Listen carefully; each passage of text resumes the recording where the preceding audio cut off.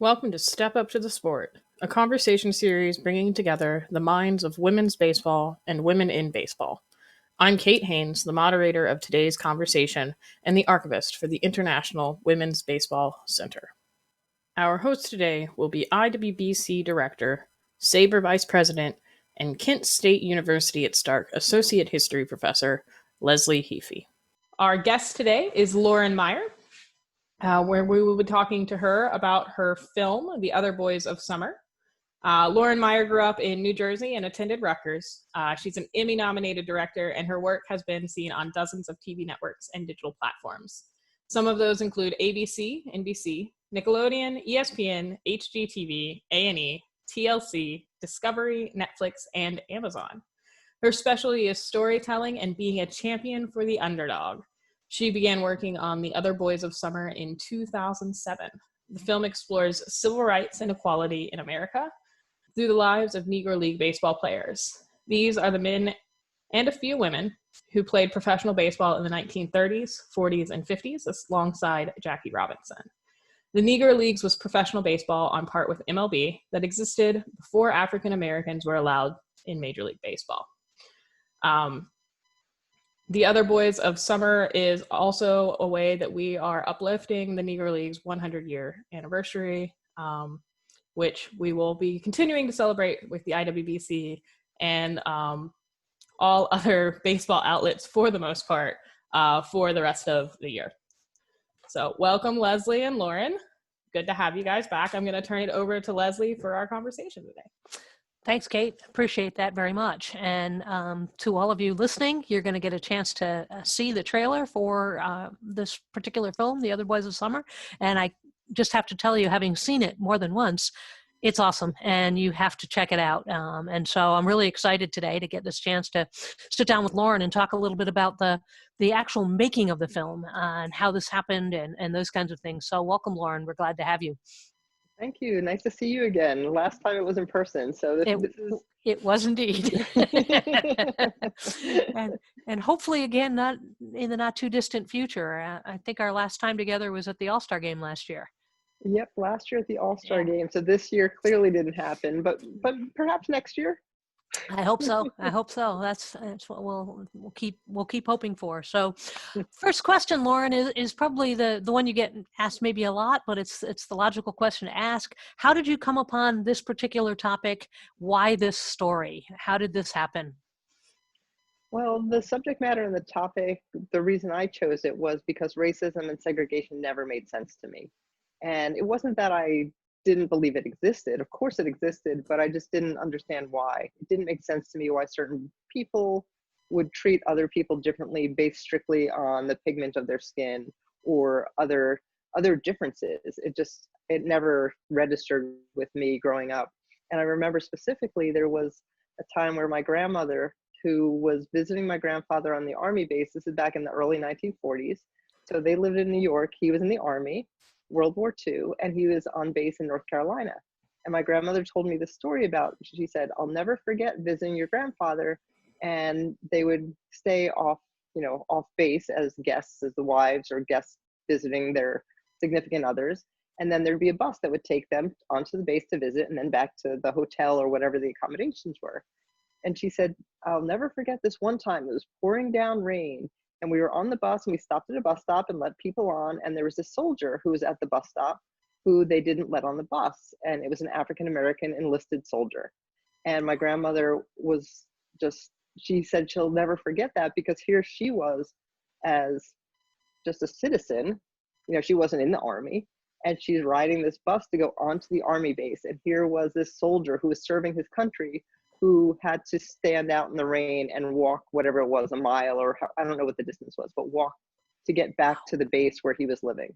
Wow. And that to me made me really want to hear stories from people who lived it, because I clearly could never understand, like I can't walk in their shoes or in the shoes of others, in different groups of individuals, but to hear that story and see how a U.S. soldier living on an Army base, serving his country, was not permitted on the bus to get back onto the Army base. That to me it it needed to be explored a little more as to what that was like. Wow. Yeah, that's and none of us here can relate to that kind of a story at all. And so this is the hard part of telling that story then, isn't it? Is how do you tell that story and tell it in a way that is appropriate and really gets across the message. So Lauren, were you a baseball fan before you got into this? Since this is at base, part of it's also a baseball story. Sure. I grew up always a baseball fan. I was born a Met fan. I don't know why, but go Mets. Yes. So yeah, I was born a lifelong Met fan, and growing up, I dreamt of playing baseball. As a little kid, I was just like, I can't wait to play. I can't wait to play. And when I was, I think it was second grade, I was old enough to play in the Little League, but I was not old enough to play softball because they had age differences as to when you could sign up. So that year I signed up for Little League, and I was one of two girls to play Little League. And I always loved baseball. I wanted to play, but as everybody here knows, baseball is usually something that boys do. And so you're not really necessarily welcome with open arms as come sign up for baseball. But I really wanted to play, so I signed up and I played that year. And then after that, I did move on to softball just because that's what the culture was at the time. And that's what sort of was acceptable. But I still remember, and I was thinking about this just the other day after, getting the email about this, I still remember being at a Little League baseball practice and the coach teaching us how to back up the player, like, make sure you back up, make sure you back up. And I was so into it, and I was backing up everyone. And I still remember to this day, the coach calling out, like, look at what Lauren's doing. This is what you're supposed to be doing. And like, there's certain memories from when you're growing up that stick with you. And then like 90% of them just are gone. And that's one that I still so clearly remember the coach saying, do what she's doing. You're like, I got it. I know what I'm doing. Why can't I play? Yeah. Let me keep playing. Exactly. Well, I can appreciate as a Mets fan as well. And yeah, I don't know how you become a Met. I just always remember being a Mets fan. So maybe exactly. I like your phrase. That's the first thing that popped into my head. I was like, of course she's a Mets fan. That's why she gets along with Leslie. Yep. I think I like your phrase that we were born that way. So it's interesting. So in thinking about the topic and then your story that you just told us about, and we all know, right, the difficulty that women have participating in almost any way in the idea of baseball. So here you are as a female director creating this film on this topic that most people know very little about. So tell us what it was like a little bit in terms of actually putting together this film and then promoting it as a female director. Sure. Definitely, it surprises people when they ask, I work as a TV director, film director. I do camera work as well. I do producing. But whenever I'm on a project and people ask me, oh, what's your next project? Or what else are you working on? And I would tell them, oh, I have this documentary I'm making. They're like, oh, great. What's it about? And then I would tell them it's about Negro League baseball. And usually they're like, what? and I'd explain, these are the players, these are the men and a few women actually who played baseball back before they were permitted to play in the majors. And there was a league that was on par with Major League Baseball. And they played alongside Jackie Robinson. And ultimately, I was sharing their story of what it was like for them to pursue their dreams. Their dream was to play baseball, but it was to pursue their dreams in spite of segregation and racism and discrimination. And then the people who I'm talking to always get really excited. Oh, that sounds so interesting. Oh, I can't wait to see it. Where can I see it? So for me as a filmmaker, making the film, it took a dozen years from start to finish, which is a crazy long time. I did not work on it every day. I did not work on it every year even. I took time off because it wasn't a paying job. I needed to pay the bills. But as a female filmmaker, I think that initially people are surprised that that was the subject matter. But then everyone was super supportive and thought it was just like, oh, that's so interesting. Oh, I love that. I can't wait to see it. And that's what I found now that the film's been finished and we've been using it for the last year and a half. That's what I found is, people are very welcoming, and whether or not they're surprised as a female filmmaker, I don't even get a sense of that. Like, to me, I'm just a filmmaker and I show up, and often I'll be in a room full of all these people, and it won't dawn on me until later when I look at the pictures that, oh, really was not very many women in that room, or oh, I was the only white person in the room. And that to me is something that I'm starting to notice more of now when I look at pictures than I realize when I'm actually in the room. Like Leslie, when we were at the All-Star game last year and you saw the film, we did a program with, it was the Boys and Girls Club mostly, so it was a lot of kids.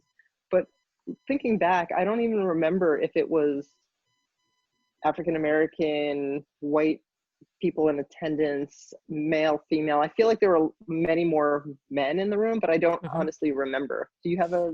Yeah, now that you mention it, I would say that the vast majority were male and the vast majority were African American.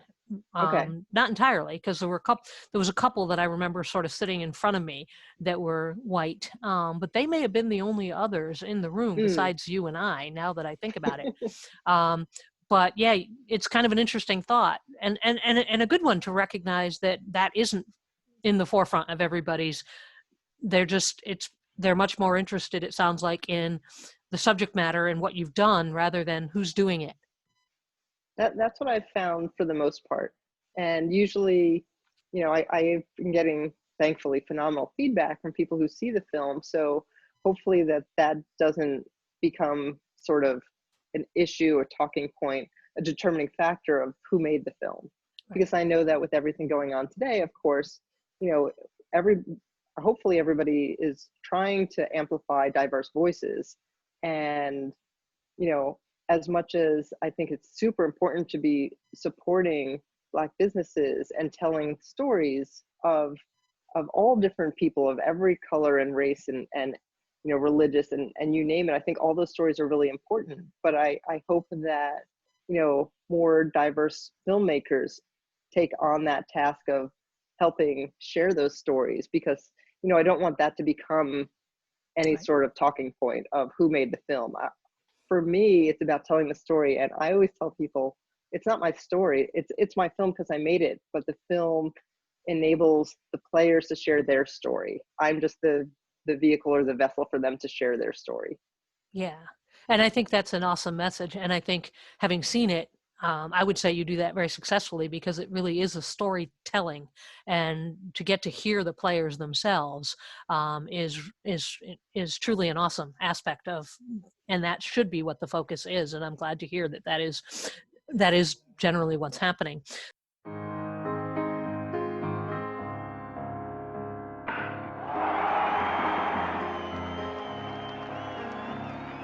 Every year when the baseball season come along, I was ready to go. And I said to myself a million times, oh, Big Pretty, I'm not going to go back out and play no more baseball. It's all over.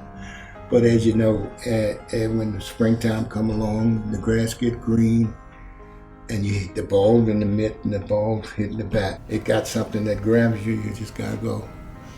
You have to go. There's something about that game of baseball that just gets into your blood, I guess.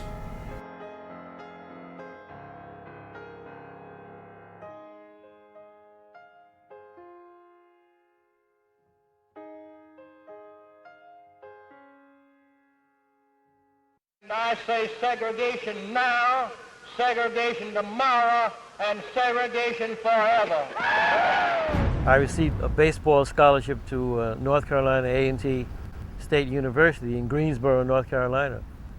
That was a rude awakening for me, because I had never been south before. Sometimes I heard it from the dugout, manager called, hit this in the head. And at night when I go to bed, I just cried, It made me feel better.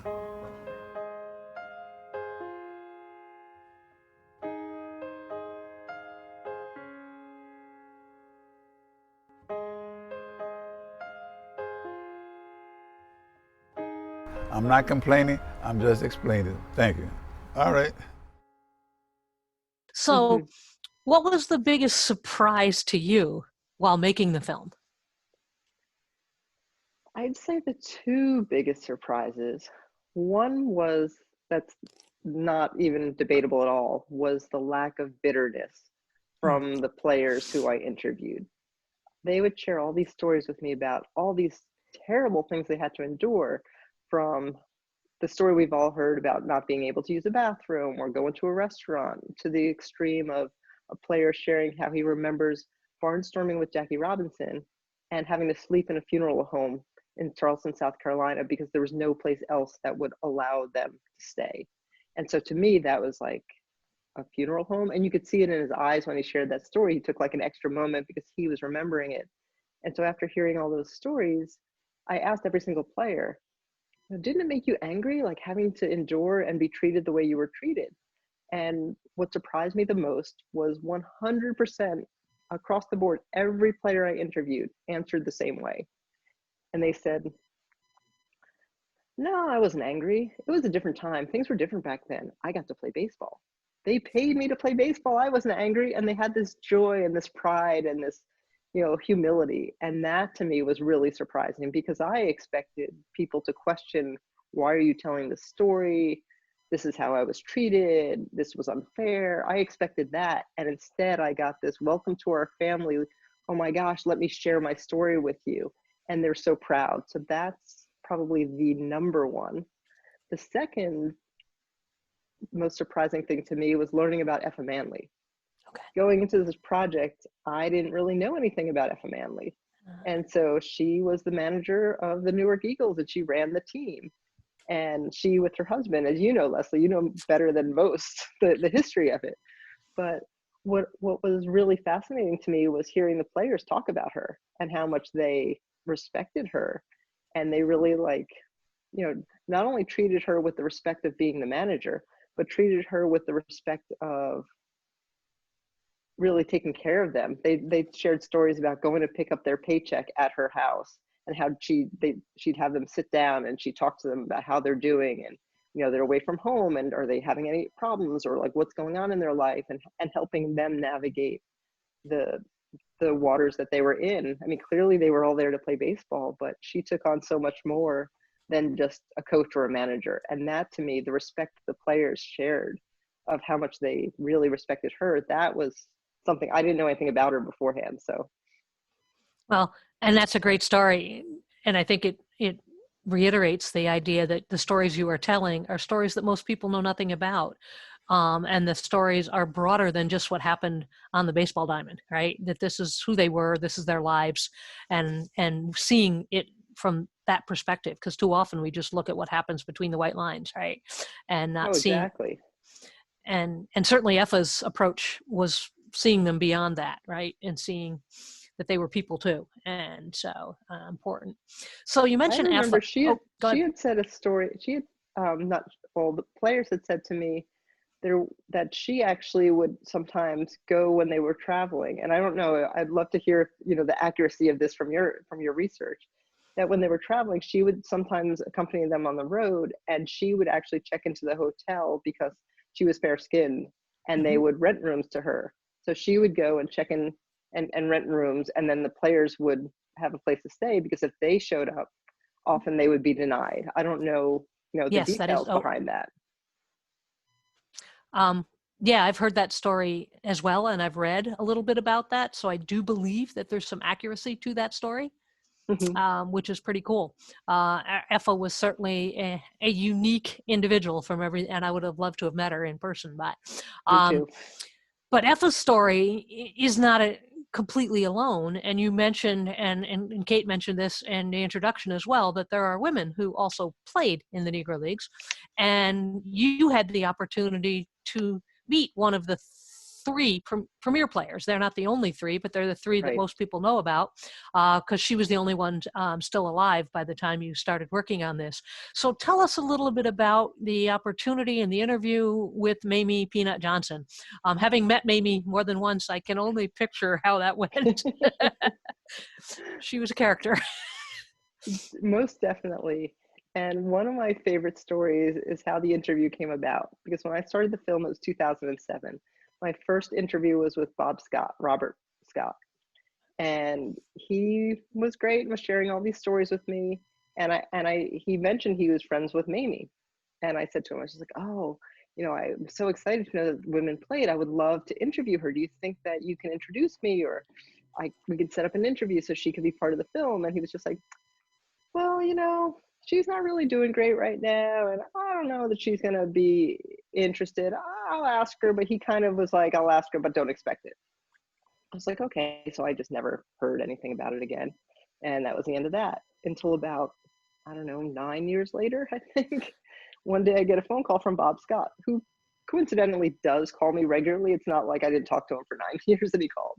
But he calls me up one day and he's just like, "Do you know Mamie Johnson?" I'm like, "Well, I certainly know who she is, Bob, but I don't know her." And he says, just like, "I was talking with her. She wants to be in your movie." I was like, "Really, Bob? She wants to be in my movie?" He's like, "Yeah, you got to call her. Call her right now." And then he yells to his wife, May. He's like, "May, get Lauren Mamie's number. Here, wait, hold on." And he passes the phone to May, gives me the number, puts Bob back on the phone. He's like, "All right, go call her back. Call her now and call me back." And I'm like, "Okay." All right. And I guess I was super excited because I really wanted to meet her and talk to her, but there was like nothing like being put on the spot. Wow. So I called, and initially I got her voicemail. So I left her a message, and then I was like, okay, this is weird. I'm like leaving a message for Mamie Peanut Johnson. Don't know if she's going to call me back, but she did. She called me back, I want to say later that day. And within 2 weeks, I was sitting in her dining room in Washington, D.C., interviewing her. Wow, that's awesome. And so what was that interview? Because Mamie, some people have seen interviews with her and things, but she was, correct me if I'm wrong, your perspective, she was a real character and had great stories to tell. Oh, she definitely was. She didn't like hold back. She didn't try and sugarcoat it or paint a pretty picture. She told it, from my impression, was pretty much authentically how she experienced it. And of course, stories change over the years, and she'll tell, I know I've talked to, I guess it was Byron Motley, and the story she told me is a little different than the story she told him a few years earlier. So, there's a little bit of that, but for the most part, she just kind of, she welcomed me into her house. She was just like, "All right, where do you want to do this?" We sat in the living room. Her husband, so she lived in DC, and it was, a home where the living room and I guess dining room were open to each other. And her husband was sitting in the living room or family room watching TV. And I was like, "Well, we kind of need the TV turned down a little bit to do the interview." And so, they accommodated, but, he was still there and the TV was on quietly in the background for the whole time. But she was, she was great. And I don't think she really, hesitated from sharing some of the stories she did share, whether they were positive or negative. Mm-hmm. And what I love about her was, she's the only player who, when I asked what it was like for her, or was she angry, she actually said, she did in the end say, she was very thankful and grateful for what she was able to do. But, her first impression, she said that she was pissed off about it because being a woman, she's just like, they didn't know how to, they didn't understand why I should be playing baseball. And so she said when she grew up in South Carolina with family, she played with her cousins, and, it wasn't a second thought to her. She played. And then she moved up to New Jersey, and suddenly it was just like, who's this girl and why is she here? And she, she went to the PAL to play, and she, was playing, I think, at school or wanting to play at school. And they were like, who's this girl? Like, why is this girl here? And so that's what she was referring to, where she was pissed off about it because she didn't understand. She said, what she says is, "I never experienced racism and segregation before. So when I did, that it basically was not something she was happy about."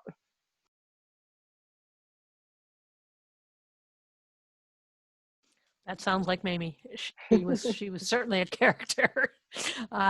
One of my very first opportunities to sit on a panel with Negro League players was actually with Mamie, and that was the first time I met her. And boy, she reminded me, as I'm listening to you, that stories, and they grow and they change over time. And certainly, she was no different than anybody else in that respect. What did any of her teammates or other players have to say about Mamie and having her on their team or playing against her? Did any of them have any comments about that? Well, that's been really fascinating because I've actually been talking with Bob Scott recently and Pedro Sierra, who's another player in the film. Pedro's the You know, he and Mamie may have been really close in age. I always refer to him as the baby in the film. He's in his early 80s now, but he was the last. Pedro's the last player to have pitched batting practice for the Washington Senators before they left DC. But so they've been telling me, specifically Pedro's been talking a lot about how, you know, Mamie was a great player. He tells stories about how, you know, you didn't consider her a girl, you considered her another player because he played with her on the Indianapolis Clowns. Right. And he said, you know, she was as good as the guys. So to them, they didn't feel like they needed to treat her differently. And she talked about how the players were like her brothers. Right. And she said, you know, they did look out for her on the road. They took care of her like a sister, is what she told me. And so Bob Scott also verified that she was a good player. And even though he didn't play with her, he was very familiar with her as a player and respected her as being, you know, worthy to be there and playing. And it wasn't just kind of a way to get people in the stands. Right. And I think that's what a lot of people often think, right? That Tony and Connie and Mamie were all just a publicity stunt. And right. Clearly they were not. And so that's pretty awesome. So as we're thinking about the film, again, Lost Boys of Summer, which, by the way, I love the title as well. It's really cool. How can those who are listening actually see the film? Well, it's been really interesting because as an independent filmmaker, you know, you want people to see your work, and you definitely want people to see the film. So what we've been doing over the last year and a half is I've created a diversity, equity, inclusion program where we're bringing the film. So we bring The Other Boys of Summer to different organizations. We've worked with a number of the MLB youth academies. We've worked with big corporations like AT&T, GE, Procter & Gamble. So we really run the gamut, and we do it in communities as well. And we bring the film there. We created an opportunity for people to see the film. It used to be in person, of course. Now we're doing these virtually. So we're doing the same exact program, but it's online. Okay. And so through these programs, it enables people to see the film. And then what's really important to me about it is it's never just see the film. It's always a film followed by a discussion, a panel discussion, a Q&A session. So the panel varies depending on where we are. So, you know, in a certain environment, if we're at a corporate setting, we'll have, you know, somebody from the company usually moderate the panel or join me on the panel. I'm always part of the panel as a filmmaker to be able to share the stories. But the panelists vary, and there's no right or wrong person to be on the panel, because the point of it is it's a conversation about what you've just seen and how it relates to things going on today and how it relates to your life. And what it's really great about doing is, number one, it offers people an alternative to everything horrible out there that they're experiencing. The film does not sugarcoat what went on. It doesn't say, oh, life was great in the Negro Leagues. It's not that. But because the players are so humble about what they experience, and they're so full of pride in the fact that they changed America by pursuing their dreams, it's inspiring. It offers hope. It's an alternative to all the negative things that we're bombarded with. And what I've seen happen is it really initiates conversation between people who sometimes would have had no reason to really engage. For example, we did programs in February in Spartanburg, South Carolina. Spartanburg brought The Other Boys of Summer there for we did 5 programs. 3 of them were community programs, which were free for anybody who wanted to attend. People drove from an hour and a half, 2 hours away, which shocked me, to see the film and be part of the program. And we did 3 programs like that, and 2 at the high school, because Spartanburg High School, District 7, has 2,000 people in their building. So we had to break it into 2 different programs to accommodate everyone to have the chance to see it. And what was the most fascinating to me was the conversation afterwards, because there were people, for example, we were at a community center in Spartanburg, and, you know, probably, I would say, a lower income part of town. And, you know, here we are at the local community center, and they didn't know how many people were going to show up. It was on, I think it was President's Day or Martin Luther King Day. And so they literally, the community center was closed for the day. And we arrive, and there's a sign out front that says The Other Boys of Summer tonight at 5 or at 6. And I'm thinking, well, who's going to show up? The community center is closed. Like, who's going to be here? And they didn't know who was going to be there either. And people started showing up, and they set up folding chairs. It was in like a big gymnasium. And they set up folding chairs, and people were showing up, and the chairs were filling up. They're setting up more chairs and setting up more chairs until they ran out of chairs. Wow. And so we had, I want to say 100 chairs that they had, full of people from all around the community, even people who drove in from different towns. And then people were standing in the back of the room. And what was most fascinating to me was when the film ended and we did our panel discussion, people would stand up and share their personal stories about, oh, well, I can relate to this because such and such happened. Or even last week, I experienced this when I was going to wherever I was going. And, you know, this is something that happened just last week. So these are conversations we need to be having, is what the people in the audience were saying. And then they were sharing their stories with each other. So what it really meant for me was that the film is doing what I'd hoped it would do, is it's bringing people together, engaging in conversations, and inspiring them, providing them with hope, something to take a step forward, to, you know, not discount all the horrible things that are happening or the fact that racism exists today, but it's about, okay, what can we do now? How can we change it for the better? And nobody has that answer, but I firmly believe a good step in the right direction is starting to have the conversation, because at least you're working towards something. And one of the people who was in attendance there, he had emailed me afterwards, and his comment was, "Thank you so much for bringing the other Boys of Summer to Spartanburg. Spartanburg will never be the same." And I was just like, okay, that's kind of crazy. But it's really nice to know that the film as a platform is facilitating those types of engagements.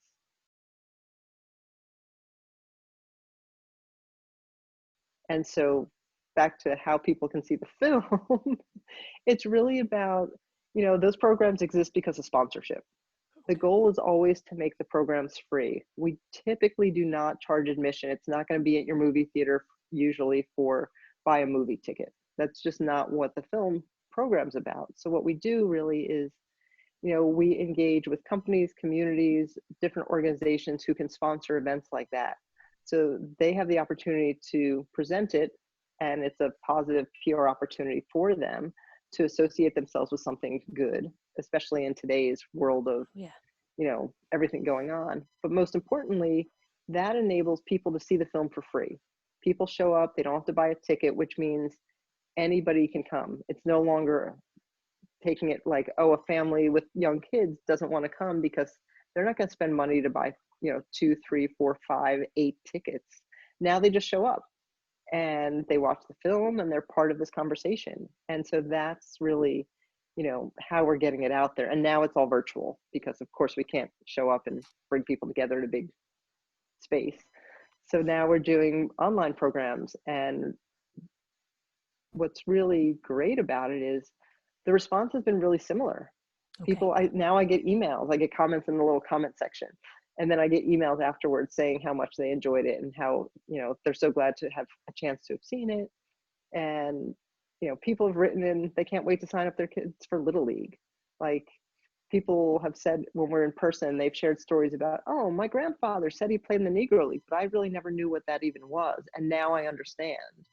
And so we've actually uncovered, like, I don't know if memorabilia is the right word, but like photos. We were in Rocky Mount, North Carolina, and this woman came up to me afterwards to show me this scrapbook or this journal that she had, and it was her grandfather's. And she said, yeah, he's passed on and he gave this to us and we never really knew what it was. And she's turning pages and there's and it was like an autograph book, and there's an autograph from Josh Gibson. So things that like exist out there that nobody even knew was out there, now like these artifacts are being uncovered because people are finding out the value of the history. Mm-hmm. That's amazing. And I did wonder how it was working in this new reality that we have. So it's good to hear that it's still accomplishing what you had hoped for. And I love the idea that it allows anybody to come. I mean, that just further reinforces your message, right? That anybody can come because it's free. But the story about the artifacts being uncovered. That's amazing. And I can only imagine some of the stories you've probably heard that didn't make it into the film because the film's already done. So Yep. is there thought of you have to ask, is there thought of another project with some of this stuff that you're uncovering, or have you moved on to, you said, okay, this one, I've got another project in mind? I'm not really sure how I would do a follow-up, but there's been some things that definitely make me think about that in terms of a follow-up for this film. I've had the opportunity to speak to a number of different baseball teams, and of course there's, you've got the big time players, and people always ask, why aren't Hank Aaron or Willie Mays in your film? Well, Hank Aaron and Willie Mays aren't in the film because as an independent filmmaker, I couldn't get them in the film. Like you send an email, you make a phone call, but it wasn't that easy to secure an interview with them. Right. But since the film's been finished, all of a sudden those types of players have become conversations, and I have not met either of the men yet. Okay. But when I worked with the Braves, the first thing they said was, "Oh, yeah, Hank would definitely want to be part of this. Did you interview him? Oh, well, we can definitely talk to him about that." And I was thinking, yeah, that'd be great to meet Hank Aaron and hear his story. It hasn't happened yet, but I believe he's aware of the film now. I don't know if he's seen it, but just the fact that it is reaching those players who, like Willie Mays, for example, I of course had no way to. How do I get in touch with Willie Mays? That just wasn't a reality. And then after our last online program, so we've done a couple of benefit online programs where some of the funds go towards the Negro League Baseball Museum. Right. So we're trying to help support the museum specifically during the pandemic. And the last one that we did a few weeks ago, there was a journalist from the San Francisco Chronicle, and he reached out afterwards to me and said, "Oh, is there a way I can get a link so that Willie Mays can see this film?"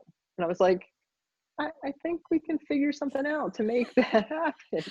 So again, that hasn't happened yet, but I've provided a link, but I haven't heard back that Mr. Mays has seen the film. Just yesterday, I was talking to the former general manager of the Dodgers, and he too brought up Willie Mays, and he was just like, "Oh, he's a good friend of mine. Like maybe there's a way we can share it with Willie." And again, it's like, how's that happen? That's pretty awesome. You're just super chill, Hank Aaron's, Willie Mays. Yeah. But like, if anybody wants to look into setting up a program, you guys can check out theotherboysofsummer.com, and we'll link it in the description and the episode notes today. So Awesome. Thanks, Kate. You anticipated my question as good, because I was like, and how do people do this?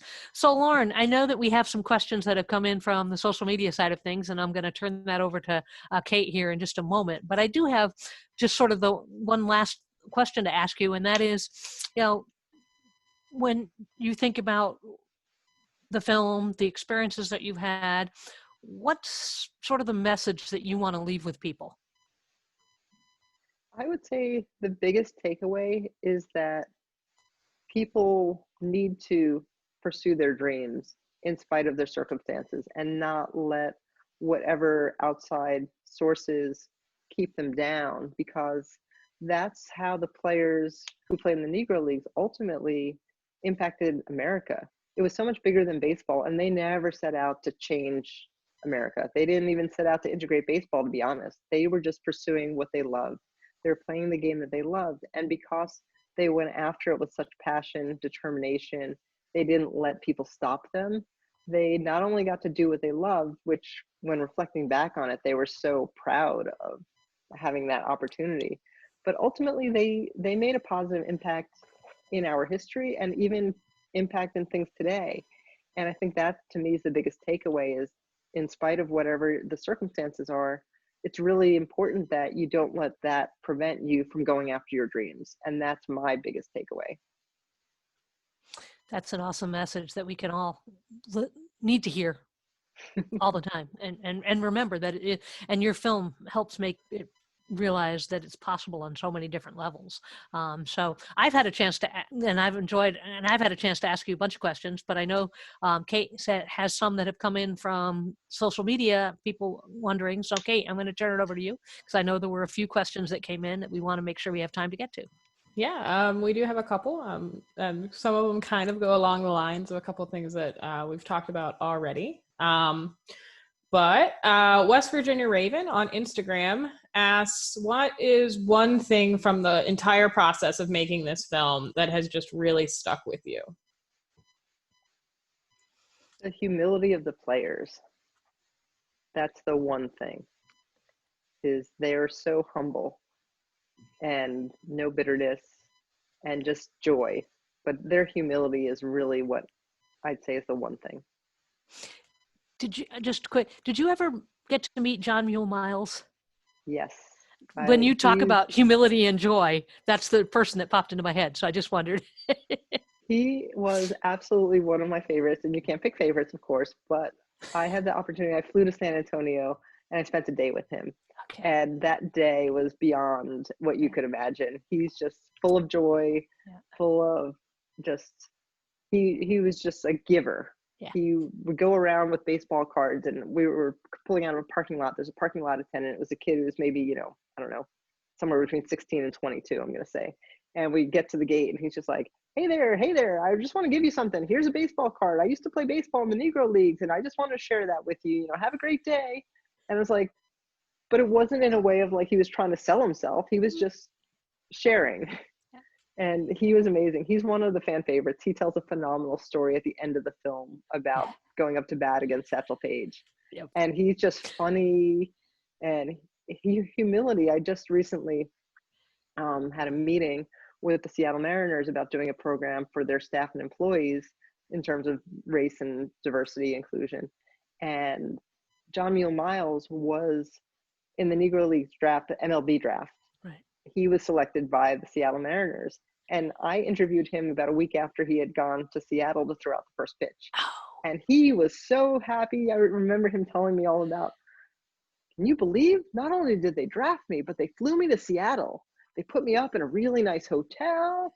I couldn't believe it. They flew me there. And it was just like, to us, of course they flew you to Seattle. Of course they, he threw out the first pitch, of course. But to him, he was just like, wow. Can you believe it? Like they brought me to Seattle and they put me at this really nice hotel and like they gave me dinner. And like to him, he didn't expect any of that. He just wanted to play baseball. One thing he says in the film is, he never imagined, he never thought about seeing the day that he didn't think blacks and whites would play together. It just never occurred to him.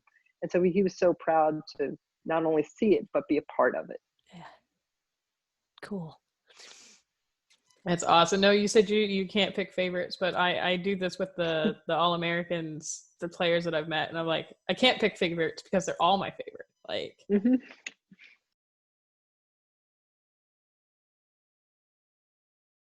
There's something that sticks out, and I think that the humility goes a long way with them as well, because they're like, we played baseball, but it wasn't a big deal.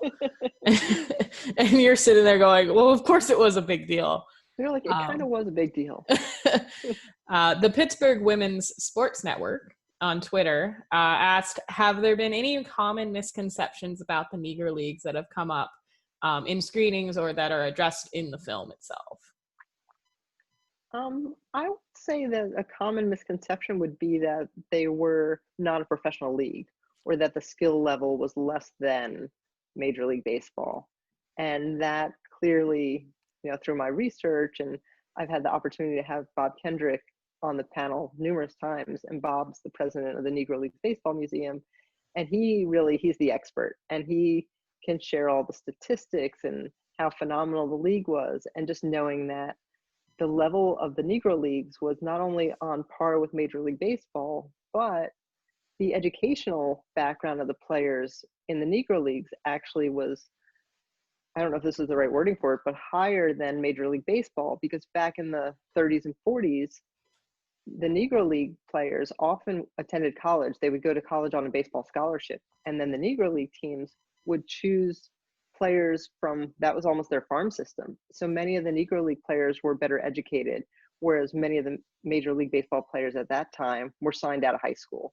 So they didn't have any college education. And so to me, that's the biggest misconception, is that it was a lesser league and that the players were not educated. And thankfully, we're able to shed a little light on that to not be the case. That's awesome. You mentioned the Negro League Museum a couple times. I will also link that in our episode notes so people can check them out as well. And There's then also another museum, and of course, I have nothing to do with either of these museums. It's not like I don't personally, have any connection to them, but there's another museum that I stumbled upon. I'd never even heard of, didn't know it existed, that I think people should know about, and that's the Negro Southern Leagues Museum, and that's in Birmingham, Alabama. And they have a phenomenal collection, in addition to the Negro Leagues Baseball Museum in Kansas City, which of course does.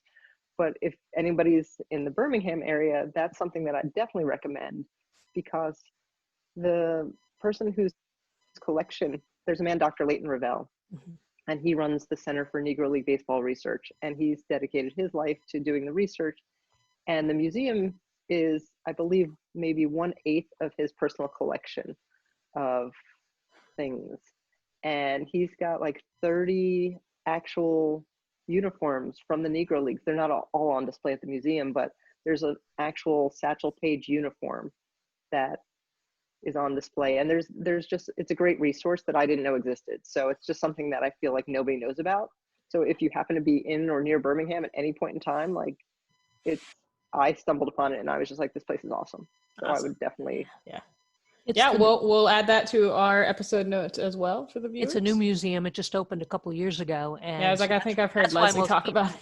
Don't know anything about it. And the big difference between the museum in Kansas City and the museum in Birmingham is the Birmingham Museum, Leighton Ravel was much more focused on the barnstorming and the players that didn't make the big leagues, essentially, for the Negro Leagues. The Negro Southern League was a minor league, basically. And so what you learn there is so much more about so many of the players beyond the Satchels and the Leon Days and all of those people. That's what's really cool about that particular museum. It's got a whole different set of level of materials there, so the two together you get a really big picture. Yeah, for sure. And I was there on a day they were having a special event, so I didn't actually get to even experience it in the full way that I would have wished I could have. But it's quite impressive, and the fact that I found it because I was in Birmingham I was directing something else, and I was there for like a day. And I said, I can't go to Birmingham and not go to the Civil Rights Museum. So I'd flown in on a red eye. I had 3 hours of sleep. I said, I'm going to the museum because the next day was my shoot. So I got 3 hours of sleep, went to the Civil Rights Museum, went through there as quick as I could, because again, I had a very small window. And at the end, I was speaking to somebody who worked there. And she said, oh, have you checked out the Negro Leagues Museum? And I said, oh yeah, Kansas City, I've been there. And she said, no, our museum. And I was like, your museum? And she said, oh yeah, we have one. You should check it out. And I was like, okay. I had never heard of it. And here I had worked on this film for 10 years at that point. I didn't know it. And so that's how I found it. And, I was surprised and impressed, and I feel like other people should know about it. Yeah. Well, actually, speaking of that, next year, because it got postponed this year, our Negro Leagues conference, which we do every year, was supposed to be in Birmingham at the museum. So it'll be there next year in July. So anybody is welcome to. That's the Jerry Malloy Negro Leagues conference. Will be at that museum, actually. Cool. I was hoping to be there this June for it, but clearly that didn't happen. No, we postponed it till next year. Something to look forward to. Absolutely. And then our final question comes in from Ryan G. Woodward on Instagram. And he asks, what is something new or interesting that you learned about the leagues when making the film? New or interesting? Well, to be honest, when I first started interviewing players, actually before I even interviewed players, when I started doing the research, I didn't know there were women who played. So to me, that was when I found out women played, I was just like, I need to meet them. And then to learn only Mamie Peanut Johnson was the only one still with us, I was just like, well, I've got to meet her. And so that to me was, I'd say, something that I had no idea of. And so that was pretty great discovery. Very cool. All right. Well, you said that was our last question, Kate? That was our last question. Well, and I know that you're going to put in all the different contacts and everything for Lauren, but I would just simply say, if you get a chance to see it, you need to go out and see it. It's a absolutely superb film. And Lauren, thank you for taking the time to chat. This has truly been inspiring and interesting, and I always learn a lot when I chat with you. So I really appreciate you taking the time to join us today. Well, thank you very much. And likewise, I feel like I'm in good company to definitely learn. Thanks, Kate. Thank you, guys. Really appreciate you hosting today, Leslie, and for Lauren joining us as we continue to celebrate the Negro League's 100-year anniversary this year. So. Absolutely. Thank you, guys. Yeah. Are you interested in keeping up with Lauren and the other Boys of Summer? Follow the film on social media at Negro League Film on Twitter or the Other Boys of Summer on both Facebook and Instagram. Be sure to check out the film's website at theotherboysofsummer.com. While you're at it, you can keep up with the IWBC at IWBC4Me on Twitter, Facebook, and Instagram. If you're interested in becoming a member, please visit our website at internationalwomen'sbaseballcenter.org. If you liked our episode and are curious about our other digital content, don't forget to like and subscribe to IWBC Archive on YouTube. Lauren Meyer will be teaming up with us again in September as the keynote speaker for the SABR IWBC Women in Baseball Conference, which will continue our celebration of the Negro Leagues. Thank you again for joining us for Step Up to the Sport, and thank you again to Leslie Heaphy and Lauren Meyer for this conversation. Keep an eye out for new and upcoming content, and don't forget to step up to the sport.